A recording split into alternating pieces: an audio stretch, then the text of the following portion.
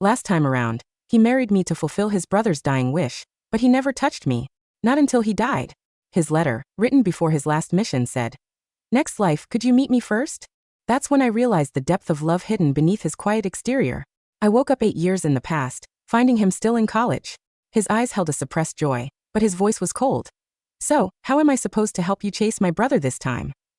The last time I saw Jake was at his funeral. Even after the restorative work, his face lacked its usual vigor. I remembered him as a tall, handsome man, but now he looked lifeless, like a rag doll. After numbly attending to his affairs, I received his belongings. Among them was a letter. I knew they always wrote letters before missions. If they didn't return, the letters became their last words. I opened it. It contained only one sentence. "Next life, could you meet me first?" There was also a diary. It chronicled his teenage crush, and the truth about his brother's car accident. After learning everything, I revealed my relationship with Jake to clear his name of stealing his brother's girlfriend. In the end, I was targeted by criminals and died on a rainy night.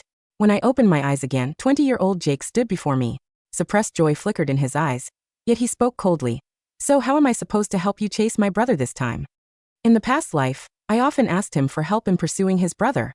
He always wore a stern face but still granted my requests. He was a master of concealing his feelings. Even after 5 years together, I never suspected his affection. Had it not been for his diary filled with my name, I would have never known his love for me since high school. I'm grateful to be back. This was my 3rd time asking Jake for help. The first 2 times he refused, finally relenting only when I was near tears. His excuse: "You're my classmate. Being my sister-in-law would be awkward." In his diary he wrote, "She's the one I love. If she becomes my sister-in-law, how am I supposed to live the rest of my life?" Despite this, he chose his own pain over my sorrow. So he agreed again. Jake frowned, his voice tinged with helplessness. "Fine, I'll help. Why are you crying?" Warm fingers wiped away my tears. I said I'd help, so why are you crying even more? Through tear-filled eyes, I asked, "Will you grant any request?" He stiffened. "Yeah." "Even if it's difficult?" "Yeah." "Then can I be your girlfriend?" "Yeah." He froze. "What did you say?" I sniffled. "You promised." "Jake, I'm your girlfriend now." He studied me calmly. "Trying to use me to get to my brother? Forget it. He doesn't like you. It won't work." I was stunned. Remembering my recent declaration of affection for his brother, I felt a pang of regret. I took his hand. "Jake, I've always loved you. Chasing your brother was just a way to get closer to you. You understand?" Jake, always composed, had become even more reserved since attending police academy. But I felt him stiffen at my words. His lips were tight. "Don't play games with me." My eyes welled up. After 3 years of marriage, I had developed feelings for Jake. I tried to be nice to break the ice, but he rationally rejected me. He didn't want me to regret it. Later, when I confessed, he was silent for a long time, then said the same thing. "Sarah, don't play games with me." Again, he awkwardly wiped my tears. "How are you going to confess to my brother like this?" I held his hand. "Jake, I pursued my brother to get close to you, you understand?" He didn't. Under my earnest gaze, he nervously pulled away, making an excuse and running. Jake hadn't replied to my messages for 3 days. While I pondered how to lure him out, my roommate told me a handsome guy named Jake was downstairs. My excitement plummeted. It was Jason, Jake's brother. He looked just as I remembered, much as he did when he died. He was handsome, but unlike Jake's rugged handsomeness, he had a more refined, gentle look. Once, I was captivated by his appearance, going to great lengths to be with him. Now I felt only indifference. But he had never visited my college before. Was this a butterfly effect from my rebirth? Calmly I approached. "Jason, what's up?" Jason smiled, offering a bag of fruit. "I'm in town on business and I thought I'd stop by." I didn't take it. "You saw me, you can leave." He seemed surprised by my reaction. After a moment he said, "Are you free to go hiking this weekend? With Jake?" I agreed. Since I couldn't get Jake to meet, this was my best shot. Jason smiled. "See you then." As soon as he left, my smile faded. I pursued him for a year before he agreed to be with me. Our long-distance relationship lasted less than a month before his fatal accident. I didn't even get to see him one last time. Later, Jake told me Jason's wish was for him to marry me and take care of me. As an orphan, I craved affection, assuming Jason couldn't let go of me even in death. To grant his wish, I married Jake. If it hadn't been for Jake's diary, I'd still be in the dark. Jason had a girlfriend when he was with me. He hid it from me, and from Jake. Jake's diary entry read, "I fought with him, called him a loser, and he laughed, calling me a coward who couldn't even confess." The entry was from a week after Jason and I became a couple. The hiking weather was perfect. Jason drove. He gallantly opened the passenger door. "Hop in." I went to the back. Jason, Jake and I will sit here. Both brothers looked at me. I said, if I sit in the front, your girlfriend will be upset. Jason chuckled. I don't have a girlfriend. Ignoring him, I stared at Jake. Jake, only I can sit in your passenger seat, got it? Jake looked away, his ears turning red. After our marriage, women often tried to sit in his passenger seat. He always refused, saying only I could sit there. Some accepted it, others didn't. Later, if I wasn't with him, he'd lock the passenger door, barring anyone, including his parents. When I learned this, I said, you don't have to, it's just a seat. He simply replied, what a married man should do. I couldn't change his mind. You guys. Jason hesitated. I explained, Jason, I'm pursuing Jake. He remained calm. Really? I heard you were asking him about me. I thought you were after me. That was to understand Jake better, using you to get closer to him. I was relieved that I hadn't started pursuing Jason in full force yet, so I could still explain my strange behavior. Jason looked at us intently, then remained silent. The car stopped at the base of the mountain, and Jake and I got out. While Jake bought breakfast, Jason approached me. You two seem close. I looked at Jake, who bought my favorite breakfast items, and smiled. Yes, we're very close. Really? My brother is great, but he's quiet. That's what I like about him. A fleeting look of meaning crossed Jason's eyes. I thought you liked me. Jake. I want sweet soy milk. Sweet. I cut Jason off, hurrying to Jake. He only bought savory soy milk. I was devastated. He expressionlessly turned and bought another bowl, adding sugar. Sorry, I forgot. Liar. His diary chronicled my tastes and preferences since high school. How could he forget? He had seen me chatting with Jason and lost his composure. After breakfast, we began our hike. Jake was incredibly fit, carrying 2 bags halfway up the mountain without a single breath. Even Jason was winded, but Jake remained unaffected. I couldn't go on and sat on a bench.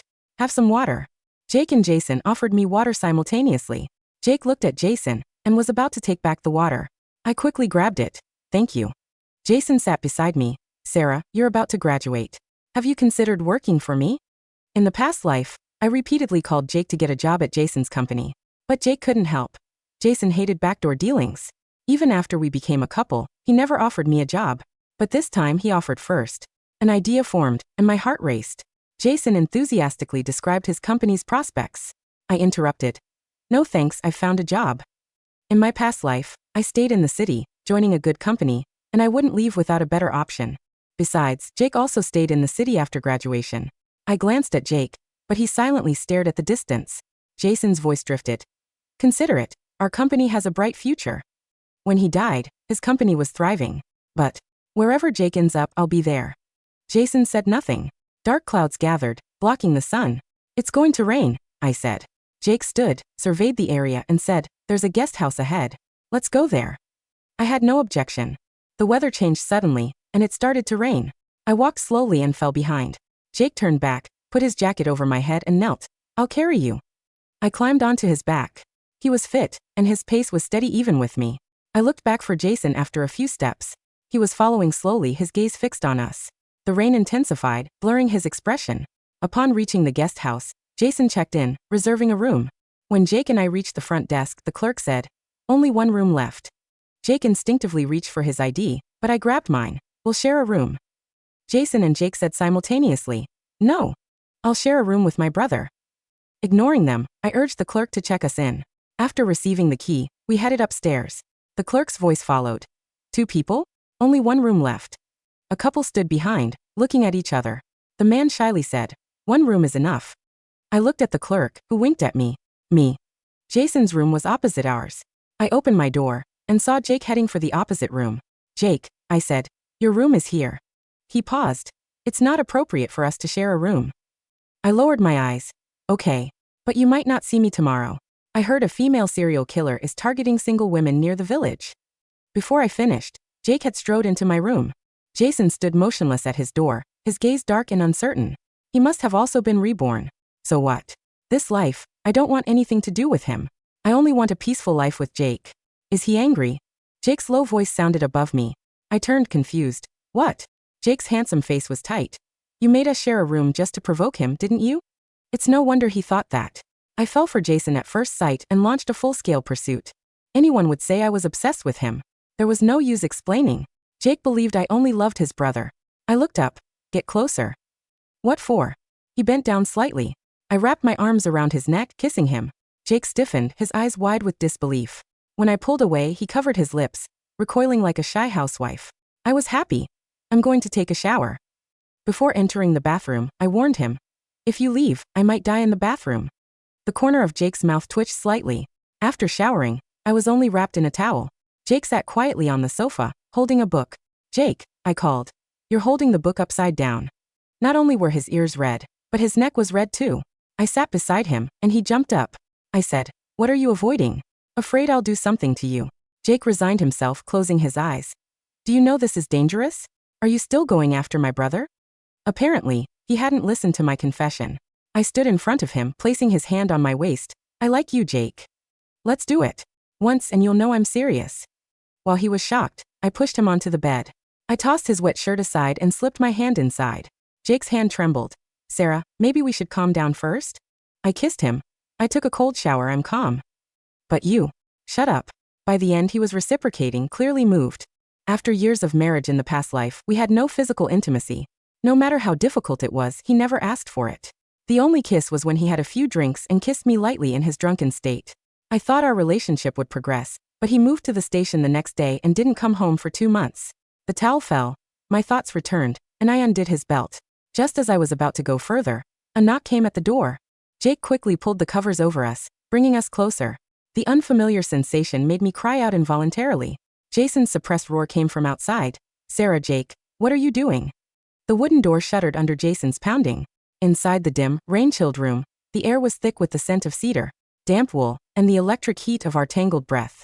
Jake's entire body had locked into rigid iron beneath me. His hands, which had been resting against the bare skin of my ribs with a tentative trembling reverence, immediately moved to shield me, pulling the thick cotton quilt up to my chin. His eyes were wide, dark, and turbulent, caught somewhere between the intoxicating shock of our intimacy and the bone-deep, conditioned reflex of a younger brother who believed he had stolen something that wasn't his. Sarah. Jake's voice was a cracked whisper against my temple. Get dressed. Please. No, I said, my voice fiercely steady despite the tremor in my chest. I sat up, holding the blanket against my front, and reached out to cup Jake's jaw. The stubble along his sharp jawline was rough against my palm, his skin burning hot under my touch. Don't look down, Jake. Don't look at the floor like you owe him an apology. He's my brother, Sarah, Jake rasped, his throat bobbing as he swallowed hard. If he sees you like this, with me he'll never. I don't give a damn what Jason thinks, I said, loud enough to cut right through the thin drywall. Outside, the pounding stopped. Jason's voice came through the crack of the door, no longer gentle or refined, but laced with a sharp, venomous edge that I had never heard in our past life. Until the very end. Jake, open the damn door, Jason demanded, rattling the brass handle. I know. She's playing games with you. She came to my college campus last week, she asked. About my company, and now she's using you to make me jealous. Stop being an idiot and let her out. I felt Jake flinch beneath the covers. That single word, idiot, hit him like a physical blow. For years, Jason was the golden child. Charming, eloquent, the rising entrepreneur with a bright future, while Jake was the quiet cadet with scraped knuckles and dirt on his combat boots. I didn't give Jake time to retreat into his shell. I threw the blanket aside, pulled Jake's oversized police academy fleece over my head, and stepped onto the cold hardwood floor. Sarah, wait.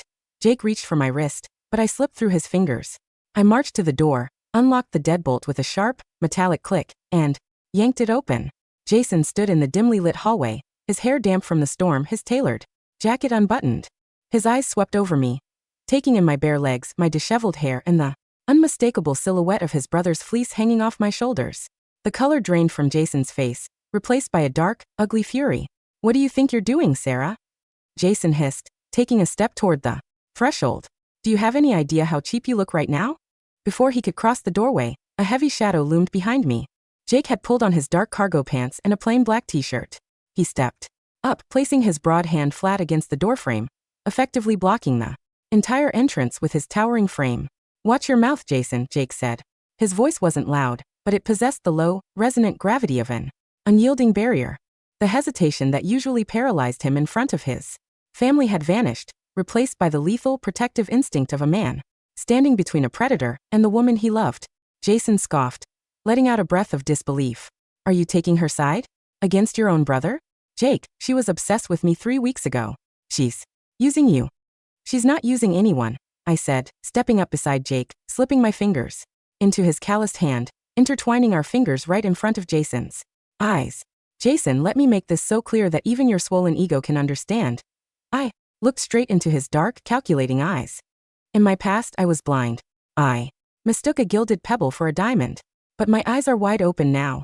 I don't want your company, I don't want your polished lies, and I certainly don't want you. The only man I have ever loved, and the only man I will ever love in this life is standing right next to me. Jason stared at our joined hands. His pupils contracted into needlepoints. A strange, chilling flicker passed through his eyes. Not the confusion of a rejected suitor, but the bitter, arrogant fury of a man who realized the timeline he thought he controlled had slipped out of his grasp.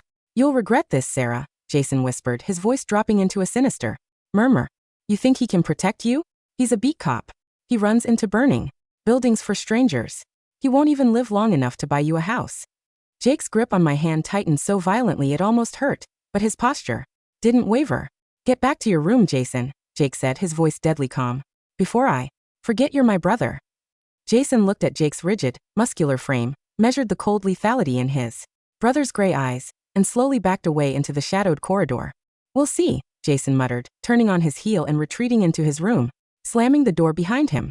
The storm raged outside the window all night, rattling the glass panes, but inside the small room, the silence was heavy and fragile. Jake sat on the edge of the mattress, his head lowered, his elbows resting on his knees.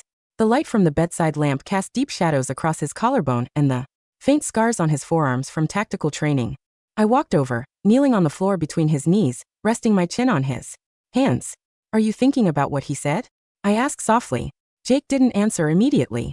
He looked at my face, his thumb gently tracing the curve of my cheekbone, his touch so light it was as if he were afraid I would dissolve like smoke. He's right about one thing, Jake whispered, his voice raw with suppressed agony. I chose the tactical unit, Sarah. My father hates it, my mother worries herself sick, and when I graduate next spring, I'm being assigned to the narcotics task force. He pulled his hand back, clenching it into a fist against his thigh. It's not a safe life.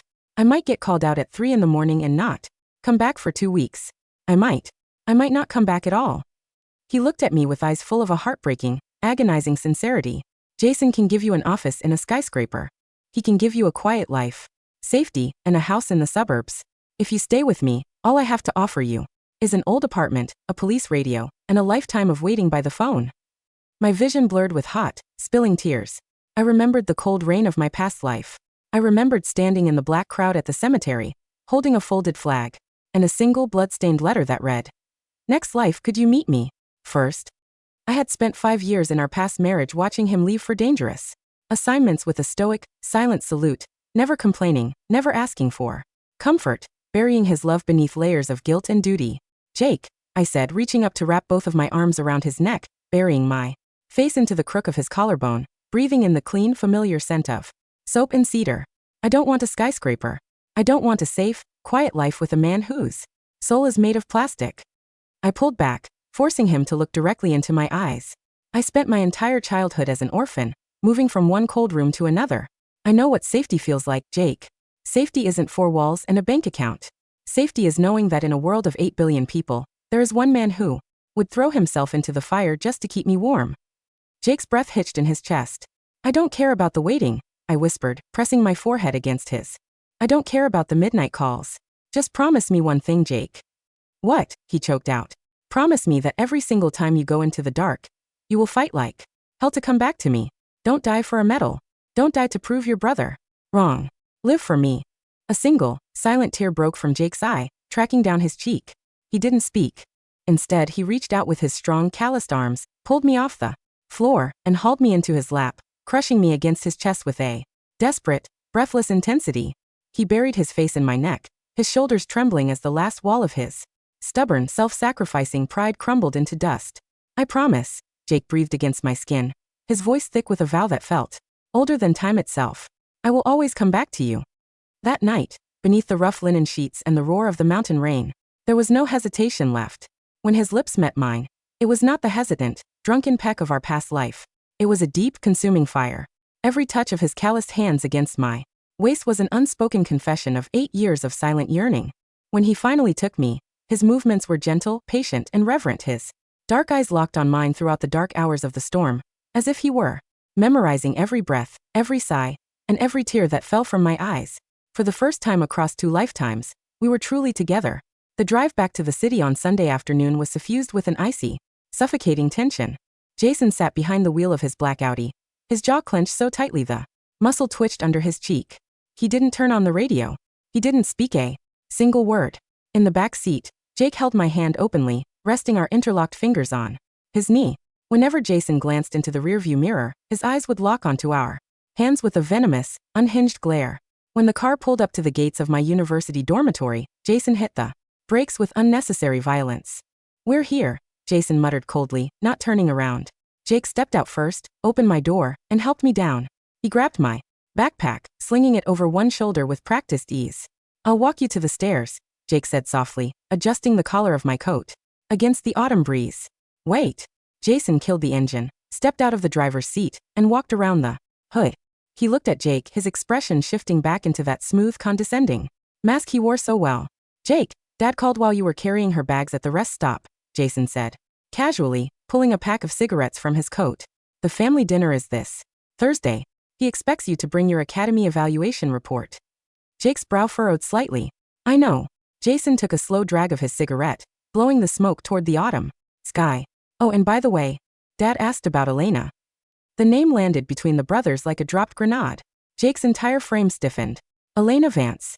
In my past life, I had only heard that name once, in the final pages of Jake's diary. Elena was the daughter of the city's prominent logistics magnate, Vance Shipping. She was the woman Jason had secretly dated for 2 years while publicly pursuing me.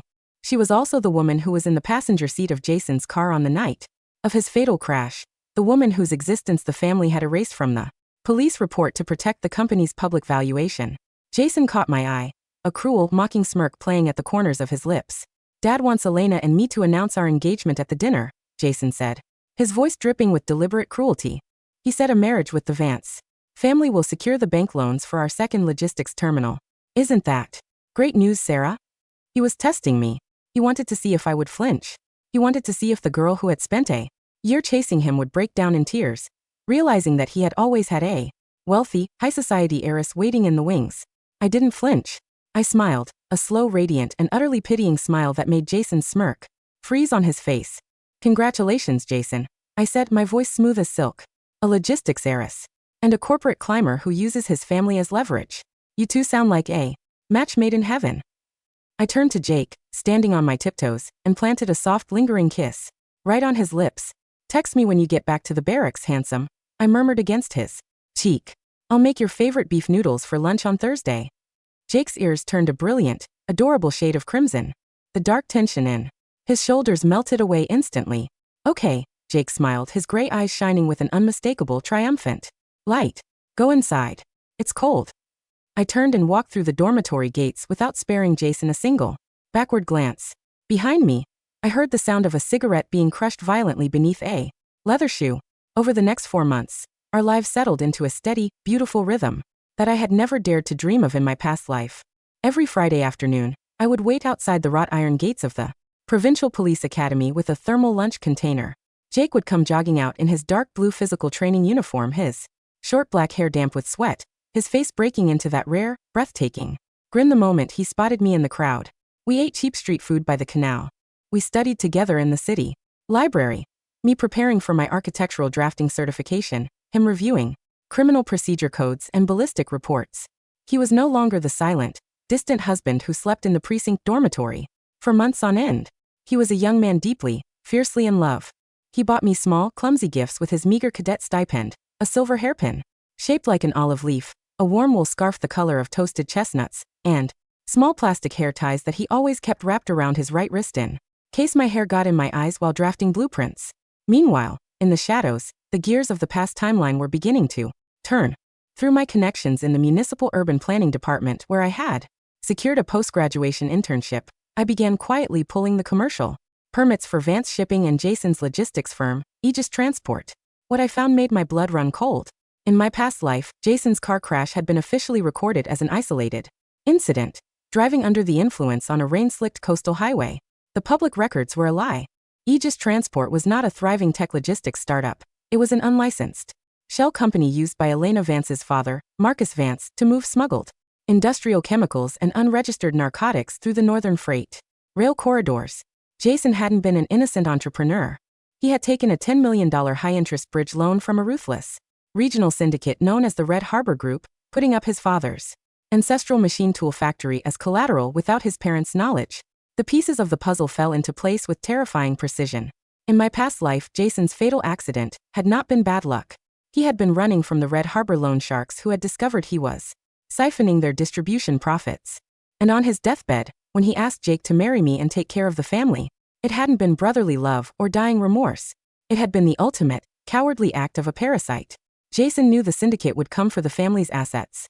He knew that by binding me, an orphan with a modest inheritance from my parents, life insurance, and Jake, an honorable, decorated tactical officer who would never abandon his brother's widow, he could force Jake to shoulder his astronomical debts and shield his name from the criminal registry. Jake had spent 5 years in our past life living like a pauper, fighting in the dark, pouring every cent of his salary into clearing an unexplained debt left behind by his brother, believing he was fulfilling a sacred fraternal duty. Not this time, I thought, staring at the financial spreadsheets on my computer screen, my fingers tightening into fists. This time, you will drown in the swamp you dug with your own hands.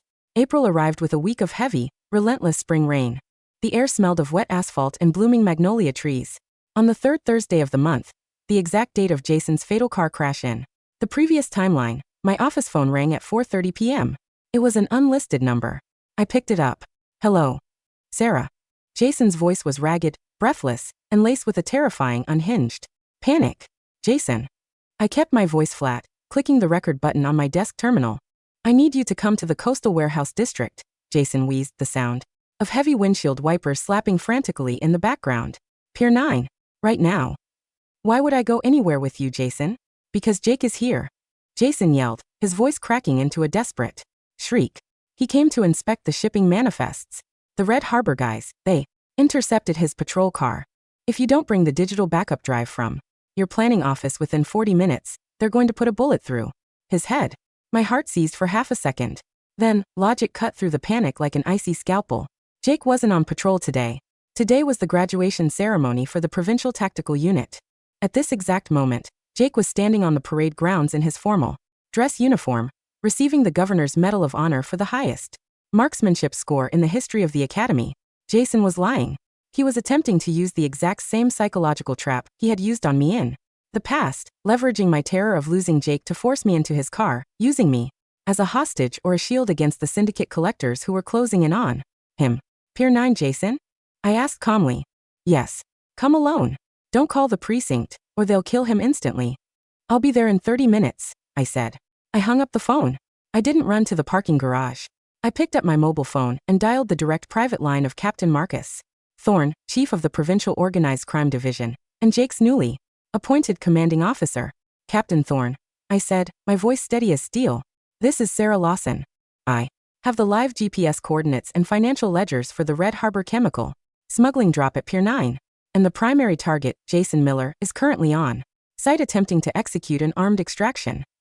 The rain over Pier 9 was a blinding, horizontal curtain of gray water.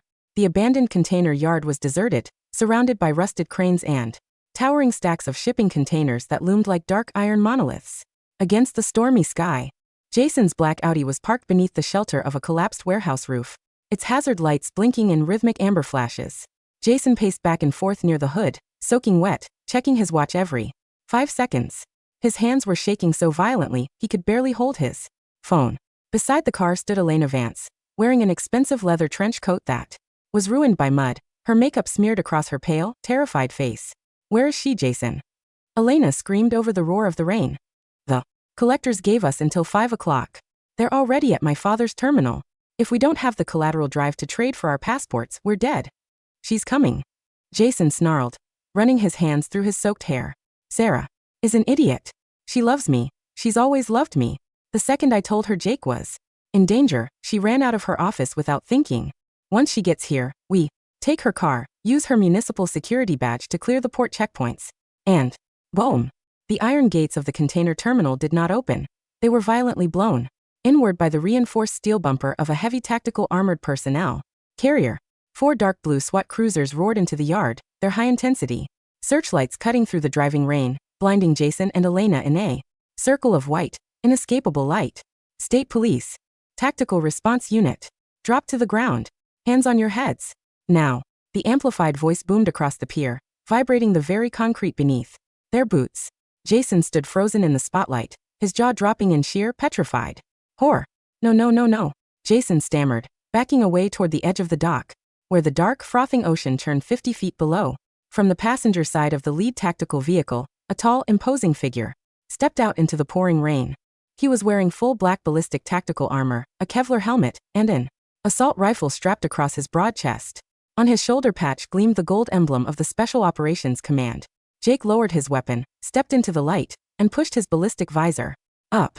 His gray eyes were like twin chips of Arctic ice, looking at his brother through the rain with a mixture of profound sorrow and absolute, unwavering judgment. Jake? Jason's voice was a high, broken rasp. You were supposed to be at the academy. The ceremony ended at 3, Jason, Jake said, his deep voice carrying effortlessly through the storm.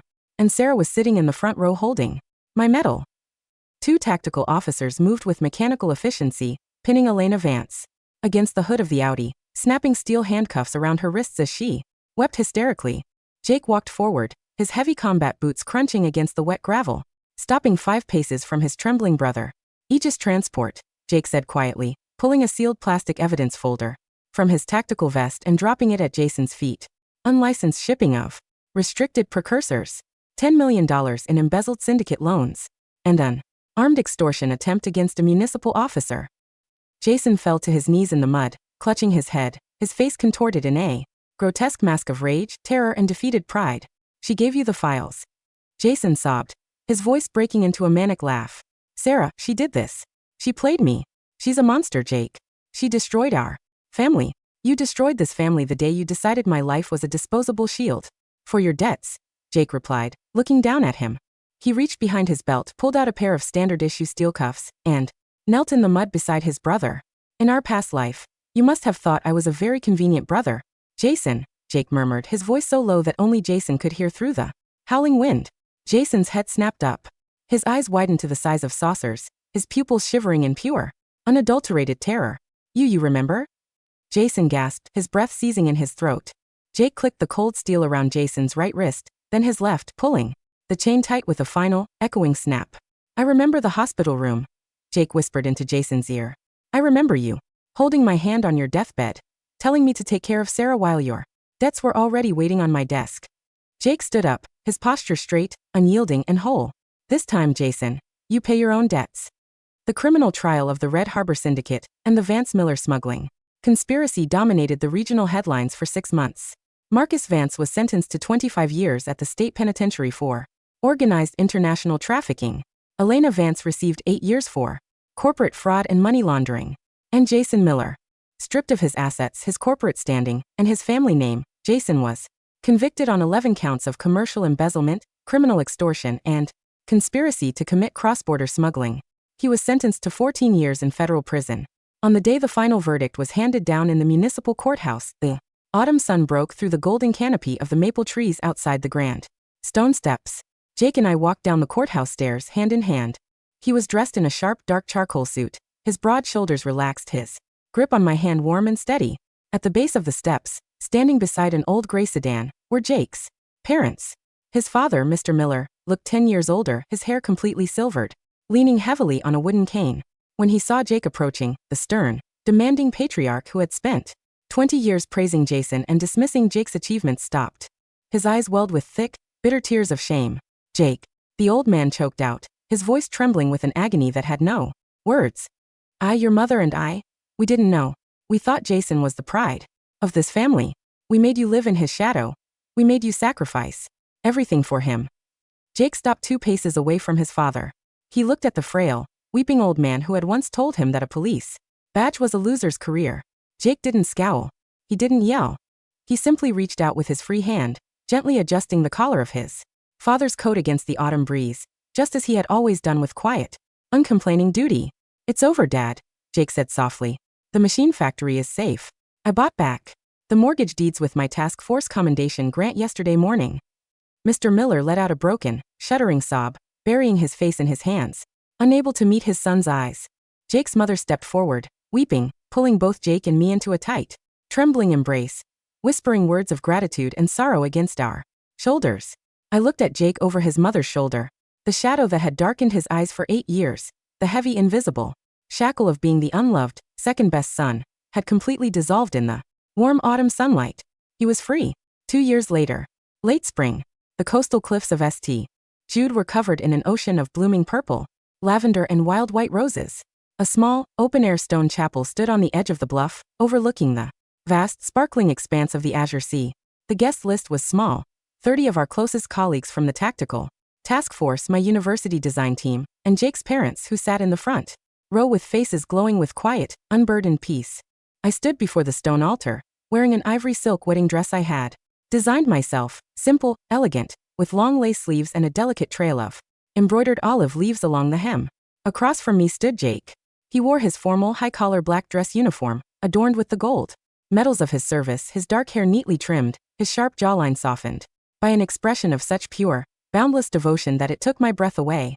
The minister cleared his throat with a warm smile. Do you, Jacob Miller, take Sarah Lawson to be your lawfully wedded wife to love and to cherish, in danger and in peace, until death do you part? Jake didn't hesitate for a single heartbeat. He stepped forward, taking both of my hands into his strong, calloused palms, his gray eyes shining with an emotion so deep it felt like an ocean. He reached into his breast pocket and pulled out a small, worn piece of paper, folded into 4 neat squares, the edges softened by years of being carried against his heart. He opened it. Written in his familiar, sharp cursive was a single sentence. Next life, could you meet me first? Jake looked down at the paper, then looked up into my eyes, a soft, breathtaking smile curving his lips. He pulled a gold fountain pen from his pocket, drew a single, deliberate line through the word next, and wrote a single word above it in bold, unyielding ink.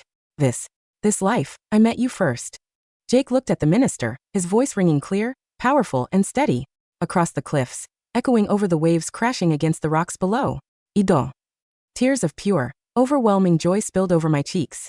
I threw my arms around his neck, pulling him down into a breathless, passionate kiss as the applause of our friends erupted around us and white rose petals scattered into the warm ocean breeze. The past was a closed book, burned to ashes and scattered into the sea. And our life, the one we had fought through time and death to claim, was just beginning in the light.